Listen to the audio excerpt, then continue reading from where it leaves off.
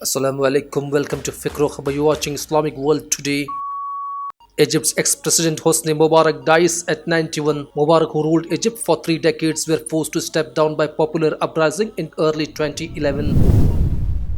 Israel arrests 26 Palestinians in West Bank raids. Roughly 5,000 Palestinians are currently held in Israeli detention facilities.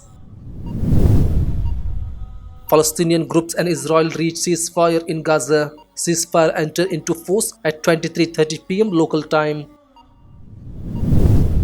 Israel to build 46,000 settlements units in West Bank. Israeli minister says number of settlement units will increase 3 times after deal of the century. 4 civilians killed by regime school attacks in northern Syria. Death toll includes 1 child and 2 teachers. Red Cross deeply alarmed at situation in Idlib. Displaced persons are running out of option to basic safety for themselves. Soleimani convinced Assad not to resign. Quds Force official says Assad was of giving up power and requesting asylum in another country.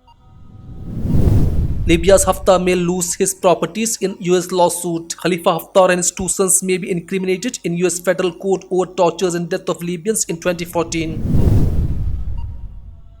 Nearly 30 injured in bombing at rally for Ethiopian PM. Police arrest 6 suspects following attack. Trump's friendly comment wins praise by Pakistan. Country's foreign minister's terms US president's assertion in India extraordinary. Trump and Modi talk business on final leg of India tour. US and India agrees on $3 billion deal on military helicopters. Death toll in India's capital clashes rises to 10. Security tightened in Delhi as violent confrontation between pro and anti-citizenship law protesters continues. You can find latest and lot more on fikrokhbar.com/English.